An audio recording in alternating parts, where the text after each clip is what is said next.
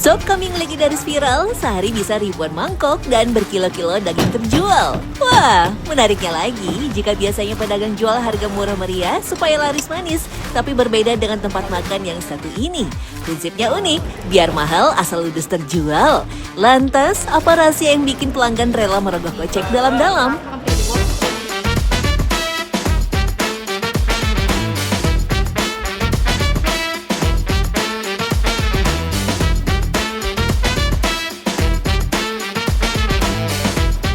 Kami berkunjung ke rumah makan Hasan Kumis yang menyajikan menu khusus kambing di kawasan Bogor.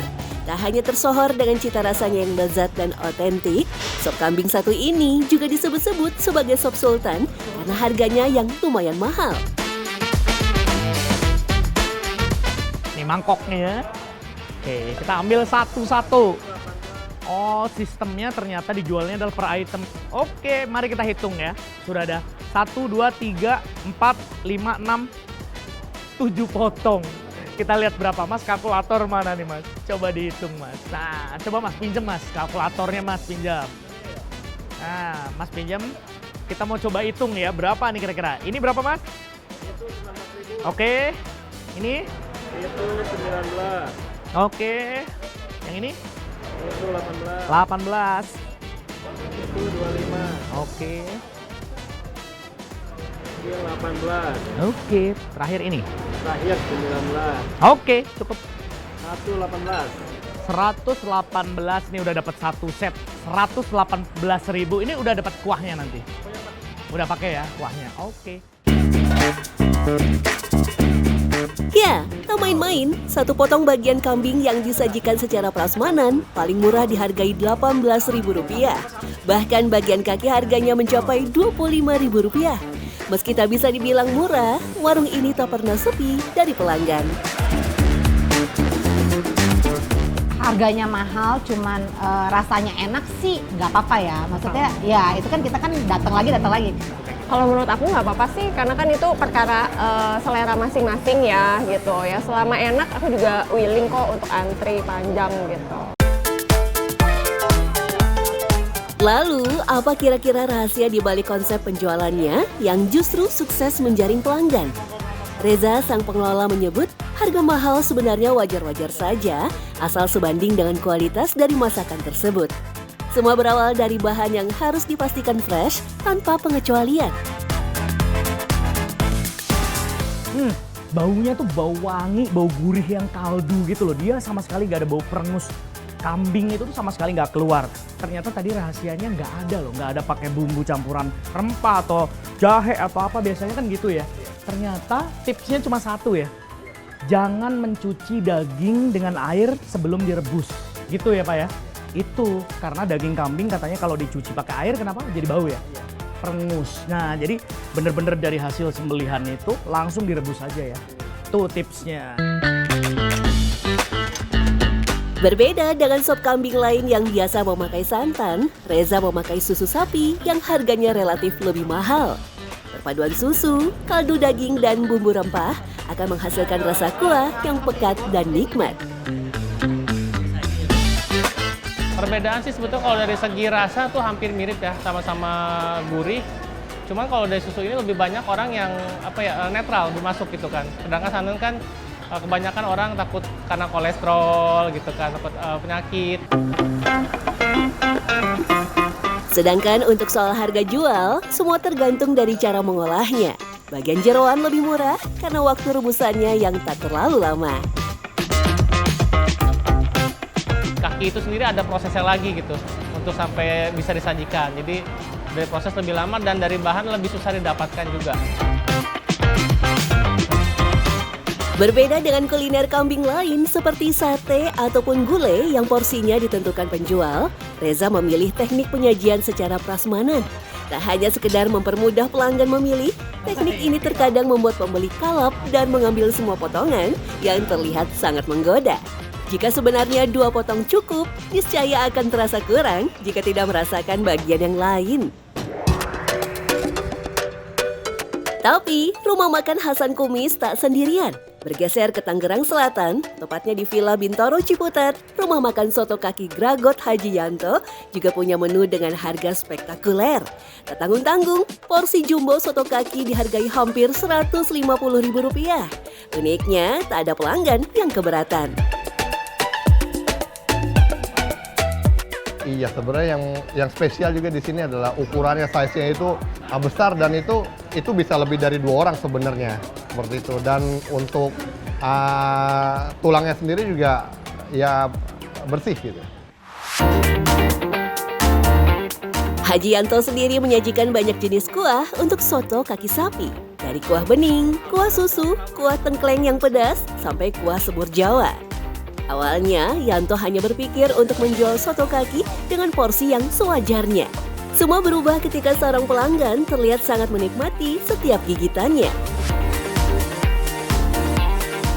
Pada saat itu ada saat perempuan, mungkin dia hamil sekitar umur 6 bulan. Pak Haji, itu kaki sapi dijual nggak? Saya bilang dijual lah, orang kita dagang ya bilang gitu. Oh, boleh beli 1 Pak Haji? Boleh. Nah, dimakan sama dia nih beliau nih. Enak nih Pak Haji digragotin. Oh enak nih gragot. Terus ngomongnya gragot terus. Sampai Pak Haji boleh nggak nambah 1 lagi? Boleh. Yanto menyebut pemakaian bumbu terbilang sangat berpengaruh pada harga jual soto kaki. Dia percaya konsumen akan kembali jika puas pada masakannya. Itu bumbu yang penting satu, semua sama lah bumbu soto itu. Cuman kita keikhlasan aja. Jadi lebih banyak, lebih enak. Contohnya misalnya bawang putih 10, kita bikin 15. Jadi kita tambah bumbunya, jadi tambah enak.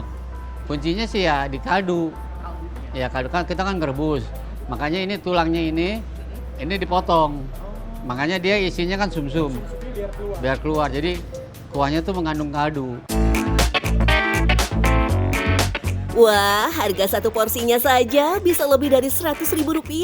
Kira-kira kemahalan nggak ya? Selain itu, jika dihitung secara runut, harga Rp140.000 menurut Yanto tidak terlalu mahal untuk seporsi soto kaki jumbo. Kalau saya lihat ini relatif murah ya. Karena kalau kita beli di pasar, mentahnya aja itu 160. Belum merebusnya, belum apa. Karena kita partai besar, jadi kita murah. Lagian biar terjangkau lah teman-teman yang pada makan. Karena kalau di atas 150, orang udah berat. Kalau ibu-ibu kan tahu harga satu kaki sapi itu di pasar berapa mentahnya. Jadi dia ya wajar lah segini. Terlepas dari harga jual yang fantastis, mengolah bagian-bagian sapi ataupun kambing yang khusus memang butuh skill tertentu. Tak hanya sekedar memasak, semua langkah haruslah sempurna sejak saat pemotongan. Kalau salah mengolahnya, salah memotongnya, dan salah apapun itu akan bau kambing. Nah itu yang akan merugikan si pedagang tuh. Nah kalau mengolah yang baik, semahal apapun, tadi pasti akan dikejar tuh sama customer. Yang unik, ada kesamaan dari sajian paling mahal di antara rumah makan Haji Kumis dan soto kaki Gragot. Porsi paling mahal tetaplah milik bagian kaki yang justru dulu sangat jarang diolah. Seiring berjalannya waktu dan pengetahuan akan kuliner, masyarakat pun semakin menggemari bagian yang terbilang punya porsi kecil pada kambing dan sapi. Bukan tanpa alasan, bagian kaki lebih mahal karena proses pengolahan yang butuh waktu ekstra. Mulai dari pembersihan, menghilangkan bau amis atau perengus, dan memasaknya pun sampai berjam-jam agar empuk. Itulah yang membuat biaya operasional meningkat. Belum lagi permintaan tinggi dan stoknya terbatas, sehingga bahan bakunya juga mahal. Tak heran, harganya pun semakin lama semakin naik. Enak tapi mahal, tentu kembali pada kemampuan dan selera masing-masing. Tetapi, bukti kecanggihan masyarakat Indonesia mengolah makanan tentu tak bisa dipungkiri.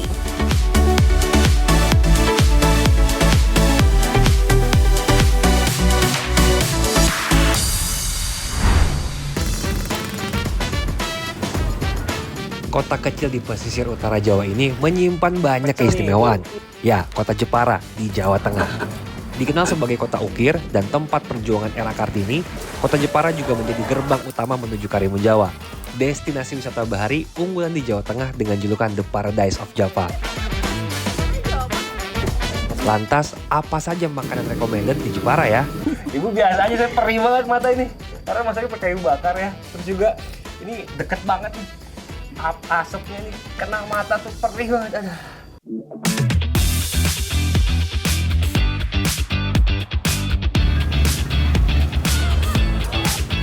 Salah satu makanan langka yang hanya dapat ditemukan di kota Jepara adalah horok-horok. Terbuat dari pati batang pohon aren yang diolah menjadi butiran kenyal mirip nasi, sering disantap dengan lauk seperti pecel, sate, kikil, bakso, atau malah digoreng. Setelah sagu dari batang pohon aren direndam seharian dan hilang kandungan airnya, tepung yang sudah memadat akan dikeruk dan selanjutnya disangrai hingga kering. Proses pembuatannya makan waktu sehari penuh untuk siap dikonsumsi. Disangrai sampai warnanya berubah apa gimana, Bu? Enggak berubah, cuman putih. Tapi ntar kalau disibar air, ntar disibar air merah. Ini masak perih banget ya, karena masaknya juga masih tradisional nih, masih pakai kayu bakar ya. Iya. Mata perih banget ini. Nah, ini kenapa masih dipertahankan pakai kayu bakar, Bu? Kenapa nggak pakai kompor, diubah pakai kompor? Ya bisa pakai kompor juga. Ya kalau pakai kompor sih boros. Boros ya. Usai disangrai, tepung dikukus dan direndam. Lalu dikukus kembali supaya jadi horok-horok. Masyarakat Jepara mengonsumsi horok-horok sejak masa penjajahan Jepang. Saat itu, beras tidak dijual bebas, hingga masyarakat membuat makanan pengganti nasi, seperti horok-horok. Bahan bakunya dari batang pohon aren yang melimpah. Sekarang, horok-horok terbilang langka di Jepara, karena generasi masa kini tak banyak yang mau meneruskan warisan kuliner nenek moyang mereka. Pagi-pagi dibikin nangis sama si ibu nih. Ibu biasa aja, saya perih banget mata ini. Karena masaknya pakai kayu bakar ya. Terus juga ini deket banget nih. Asapnya nih kena mata tuh perih banget. Aduh. Bikin nangis pagi-pagi sama si ibu. Ini udah matang belum, Bu? Belum. Masih lanjut. Lanjut nih. Nama horok-horok berasal dari istilah Jawa yaitu mengkorok, yang memiliki arti menggumpal sesuai bentuk dan teksturnya yang kenyal, hasil pengolahan tepung aren yang disangrai atau digoreng. Horok-horok dianggap paling pas dipasangkan dengan pecel yang cenderung lebih kering dibanding dengan sayur berkuah. Oh iya, satu porsi horok-horok plus pecel sayur ini murah meriah loh. Cuma Rp5.000 saja. Tak heran, semua kalangan suka menyantap horok-horok. Nah, ini dia nih, horok-horok pecel nih, khas Jepara nih. Cobain deh ya. Bismillahirrahmanirrahim.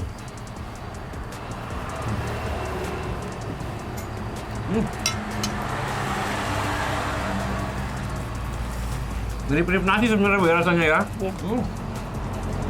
Ya. Lebih kenyal tapi lebih lembut.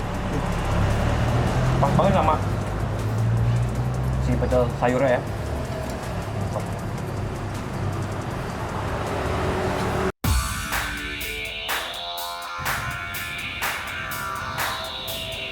Sarapan sudah, lanjut makan siang nih Secret Lovers. Makan siang yang khas dan jadi favorit di Jepara adalah pindang serani. Olahan ikan laut segar yang disajikan dengan kuah pindang hangat khas Jepara. Nah, kali ini saya mampir di dalam kawasan Pate Empu Rancak, Desa Karanggondang, Kecamatan Melongo. Ini pati koli sama kakap merah. Halo Ibu. Ya. Wah, ini mau bikin apa nih? Pindang serani. Pindang serani? Ya, sama pindang cemplung. Pindang cemplung? Ya. Oh, beda tuh? Ya beda. Oh, alah. Ini pakai ikannya apa nih? Ini kakap merah. Kakap merah? Ini pati koli. Oh, ini biasa emang yang favorit, ya, buat dibikin jadi pindang serani dan cemplung? Ya. Selain mudah didapat di pantai pesisir Jepara, ikan kakap merah dan pati koli juga sangat cocok diolah dengan bumbu pindang karena dagingnya yang lembut dan tebal. Penamaan pindang serani menurut warga lokal berasal dari penggunaan bumbu sereh yang dominan dalam kuah pindang. Kata serani berasal dari bahasa Jawa disereni, yang artinya diberi sereh. Mbak, ini kan ada dua nih, pindang serani sama pindang cemplung. Tapi kayak saya lihat tadi kayak masaknya sama-sama aja. Membedakan apa masaknya? Itu kalau pindang serani kan pakai kemiri, terus pakai itu serai, jahe, rempah-rempah semua ya. Rempah-rempah. Oke. Terus tadi langsung masukin direbus semua apa Gimana kalau pindang? Iya, ditumis, dimasukin Oh, tumis semua. dulu? Tumis dulu. Oke, kalau serani. Kalau cemplung langsung dimasukin. Jika dibandingkan dengan pindang Betawi, pindang serani terlihat lebih bening karena memang tak menggunakan kecap sama sekali. Bumbu yang digunakan lebih banyak rempah-rempah. Kunci kesegeran kuah pindang serani terletak pada penggunaan daun oncelang atau lebih familiar dengan sebutan daun bawang.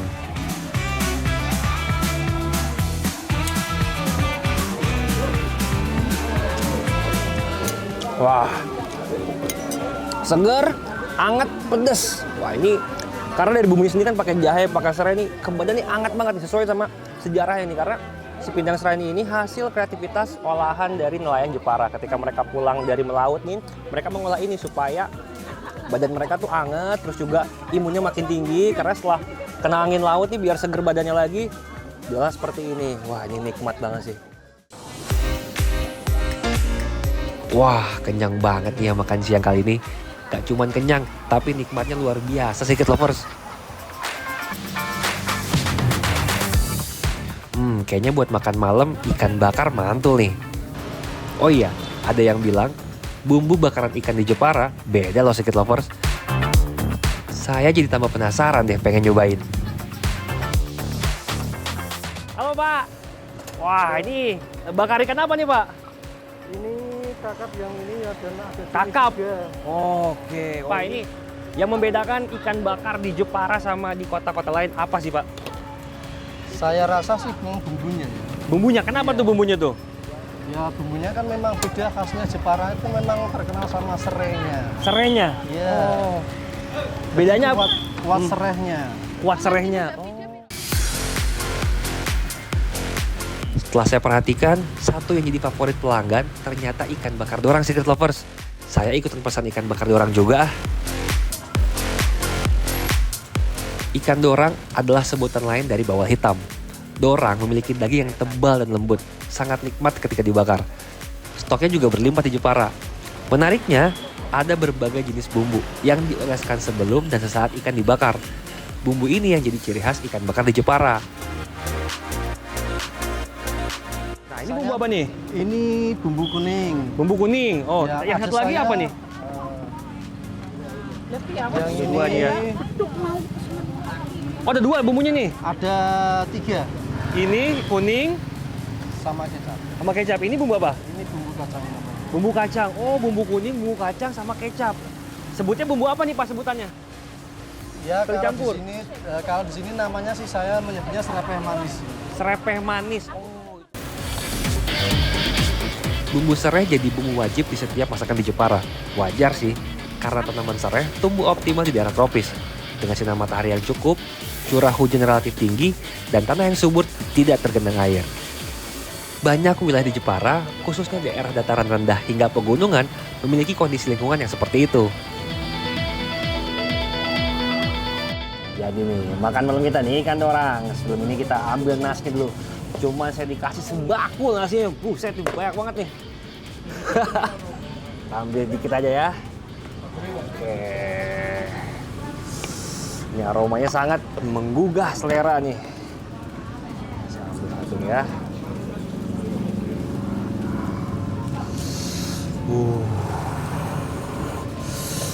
Mantap. Ini pakai sambalnya nih, ada sambal terasi nih ya. Ini terasi nih. Gimana ya terasi ya? Ini nih. Nah, ada 3 sambal. Saya cobain semua. Kita makan deh ya guys.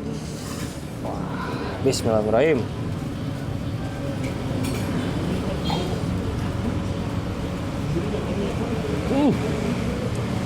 Lembut. Bumbunya ini kan karena banyak pakai serai ya, seger jadinya. Mantap. Oh iya, dalam sehari, warung ikan bakar kaki 5 milik Adi mampu menyediakan 15 jenis ikan segar loh. Tentu saja, semua ikan didatangkan dari laut di sekitar Jepara ya. For your info nih Secret Lovers, hasil laut Jepara sangat berlimpah. Kota ini mengekspor rajungan ke Amerika senilai miliaran rupiah per tahun. Selain itu juga mengekspor teri nasi ke Jepang. Di dalam negeri, produksi ikan segarnya juga mencapai puluhan ribu ton untuk bahan baku bandeng, sosis, bakso, dan nugget ikan. Wah, juara nggak tuh potensi perikanan laut Kota Jepara? Ngomong-ngomong, tadi saya ngambil nasinya terlalu sedikit nih. Kayaknya harus nambah nasi deh. Aduh, ini saking enaknya ikannya nih. Nasinya kurang, minta nambah. Bu, mau nasi, Bu? Udah. Oh, ada nih, masih banyak, Bu, nih nasinya. Yang putih kurang. Mbak, ini aja, Mbak. Saya kebanyakan nasinya. Oh, kan? Minta nasi nambah. Kasih gini dulu aja. Kalau kurang, tambah lagi nasinya.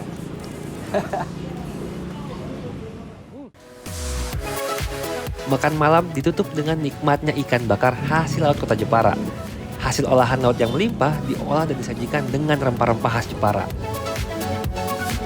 Ya, Secret Lovers, kuliner Jepara unggul pada perpaduan cita rasa pesisir yang gurih manis, penggunaan bahan lokal unik seperti tepung aren pada horok-horok, dan hidangan laut segar alias seafood dengan harga terjangkau.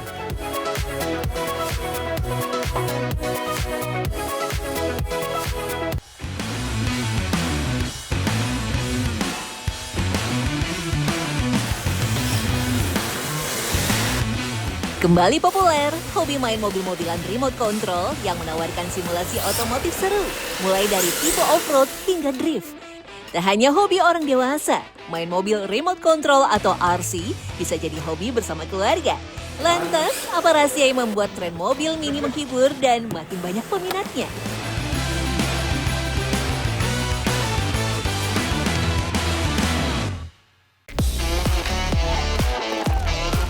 Secret Lovers, sebelum ada mobil miniatur dengan motor listrik dan remote canggih, mobil mainan sederhana membuka ruang nostalgia generasi 80-an hingga 90-an. Bukan dikendalikan sinyal radio, tapi ditarik dengan tali atau didorong langsung dengan tangan. Ya, truk kayu warna-warni. Seolah menolak punah, bentuknya yang khas masih eksis. Meskipun keberadaannya telah tergerus perkembangan zaman, masih ada anak-anak yang memilih truk kayu. Secret Lovers, mobil mini tipe off-road di lintasan tanah yang menantang, menggunakan remote yang bisa dikendalikan jarak jauh. Arena jalurnya sudah disesuaikan mengikuti arahan peta yang ada. Rintangan tanah tanjakan dan kubangan air jadi jalur favorit pemain tuh. Di arena ini ada juga loh keluarga yang menghabiskan waktunya untuk main bareng. Ibu, ayah, dan anak kompak ya Secret Lovers. Meski harganya tak murah, tapi banyak penggemarnya. Ya, harga satu kit mobil dari ratusan hingga puluhan juta rupiah. Wow! Biasanya mereka memodifikasi spare part demi tampilan dan performa supaya bisa melahap tanjakan maksimal. Selain jadi hobi yang lagi hits bagi orang dewasa, permainan ini juga bermanfaat untuk anak dalam melatih fokus dan motorik. Nah, adanya komunitas dan kompetisi tersendiri jadi cara menyalurkan hobi otomotif yang lebih murah daripada permainan aslinya. Seperti komunitas tim 818 Sideways. Mereka berlatih mobil remote di rumah yang berubah fungsi menjadi lintasan latihan di kawasan Karangtengah, Jakarta Selatan. Jenis mobil yang dipilih RC Drift alias Radio Control Drift. Tujuannya bukan siapa paling cepat, tapi siapa paling rapi mengatur mobil saat menikung. Setiap mobil sudah diatur bagian dalamnya menyesuaikan keinginan penggunanya. Sebelum pertandingan dimulai, setiap pemain mengecek mobil masing-masing, terutama bagian penggerak mobil agar stabil di lintasan. Prosesnya mirip dengan mobil asli ya, hanya saja dalam ukuran lebih kecil. Menjelang kompetisi, persiapan lebih fokus pada ban, karena dalam beberapa lomba, panitia sudah menentukan jenis ban yang harus digunakan. Setelah mobil siap dari dalam dan luar, barulah diuji pada lintasan.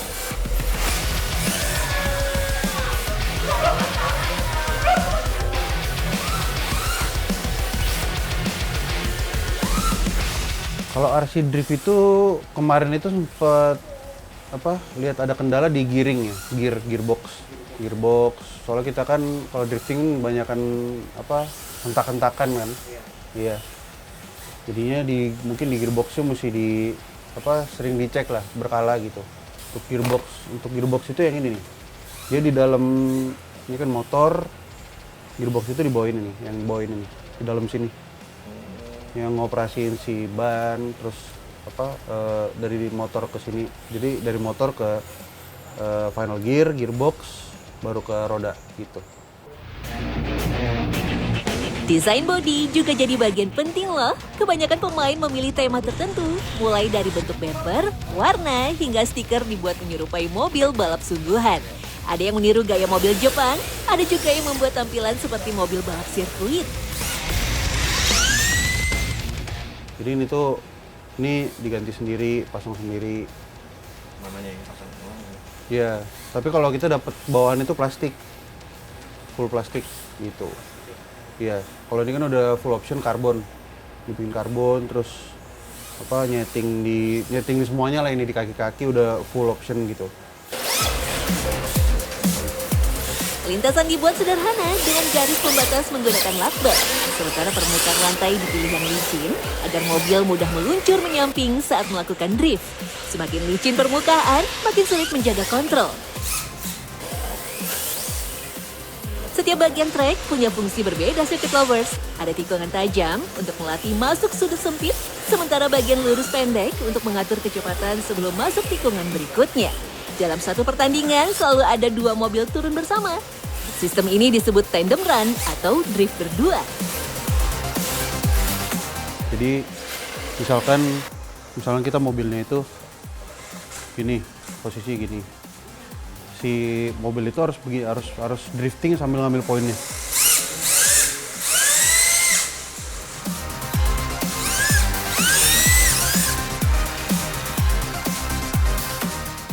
Untuk poin gitu sih, untuk pengambilan poin sih, clipping poin. Kalau yang garis 3 ini touch and go namanya. Jadi kita itu misalkan habis gini terus switch ke sini, terus untuk ngambil ke clipping berikutnya kita switch lagi gitu. Jadi untuk touch and go sebenarnya sama aja kayak clipping sih. Meski ukurannya mini, harga mobil RC Drift untuk level pemula kisaran 5 hingga 10 juta rupiah. Jika naik ke level menengah, harganya 15 sampai 20 juta rupiah. Sedangkan untuk mobil dengan modifikasi penuh, harganya bisa menyentuh 40 juta rupiah. Wow, seharga 2 sepeda motor tuh. Perbedaan harga ini bukan hanya soal tampilan, tapi terlihat langsung dari performa di lintasan. Mobil dengan spesifikasi tinggi cenderung lebih mudah dikendalikan dan lebih stabil menjaga sudut kemiringan drift. Jadi setiap track itu ada titik-titik poinnya yang ditentuin sama juri. Jadi setiap peserta harus ikutin racing line yang ditentukan sama juri. Nah, jadi kita sebagai peserta harus ikutin itu di setiap tracknya yang sudah disediain ada line-nya, di mana titik-titiknya. Nah, kita drifting dengan line yang bagus, dengan style yang bagus, dengan angle yang bagus. Di situ nanti bisa dapat poin maksimal dari juri. Jadi juri itu yang nentuin run kita. Yang paling sulit biasanya itu initiate. Jadi mobil dari lurus, juri minta initiate tuh kayak manji gitu mas. Jadi dari persiapan buat banting setir lagi dari kanan langsung ke kiri, tapi dengan speed yang kencang terus sama posisi clipping point yang agak susah. Itu biasanya itu yang paling susah di situ. Penjual mobil-mobilan dari kayu yang masih bertahan ada di kawasan Kalibata, Jakarta Selatan.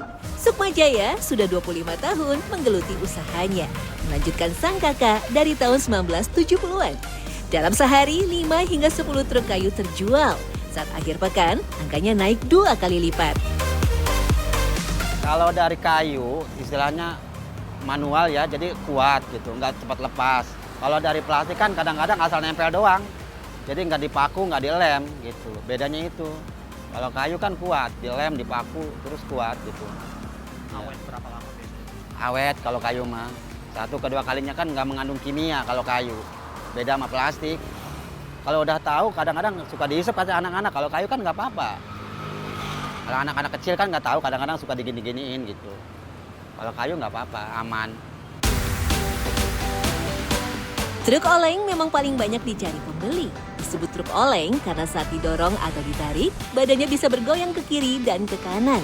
Nah, efek oleng muncul dari bagian bawah roda yang dipasangi karet. Karet di bagian bawah ini membuat gerak truk jadi tidak kaku. Setiap melewati permukaan yang tidak rata, badan truk akan ikut berayun. Bagi anak-anak, gerakan goyang ini terasa lebih hidup dan menghibur. Seakan-akan truk betulan yang sedang membawa muatan berat di jalanan bergelombang. Yang bikin mahal itu seninya. Ini kan nilai seninya. Ya karena jarang ada orang bisa bikin. Karena kan masuknya tradisional, jadi manual. Nggak pakai alat-alat mesin, dipakai tangan gitu. Nggak dicetak istilahnya. Iya. Sama, ya. Cuma ini gede kan. Ini namanya tronton. Lebih gede beda tuh. Segini bedanya. Iya. Sang penjual membeli truk mainan dari Lampung. Meski terkesan kuno, nyatanya geliat pembuatan mainan truk kayu ini mampu menjadi ladang penghidupan. Para pengrajin masih konsisten mempertahankan mainan truk kayu. Selain untuk menjaga tradisi dan budaya, permintaan pembeli pun masih konsisten. Ya, peminat mainan truk kayu tak lepas karena kualitasnya yang tahan lama, desainnya yang realistis, ramah lingkungan, kokoh, dan kesan estetik. Tak heran jika mainan ini diminati anak-anak dan kolektor dewasa. Iya, mau beli mainan sih buat adik saya. Adik saya kan ulang tahun, saya mau kadoin ini aja gitu. Iya. Kenapa kepikir kadonya ini? Dia minta mainan mobil-mobilan yang kayu katanya gitu kan. Saya tawarin yang remote atau gimana, nggak mau, maunya ini kata gitu. Dari mobil remote control yang penuh setelan teknis dan kompetisi, hingga truk kayu yang dimainkan anak-anak, keduanya memiliki satu kesamaan, yakni sama-sama dimainkan dengan rasa senang. Ya, di tengah gempuran permainan digital dan layar, masih ada mereka yang asyik bermain mobil miniatur.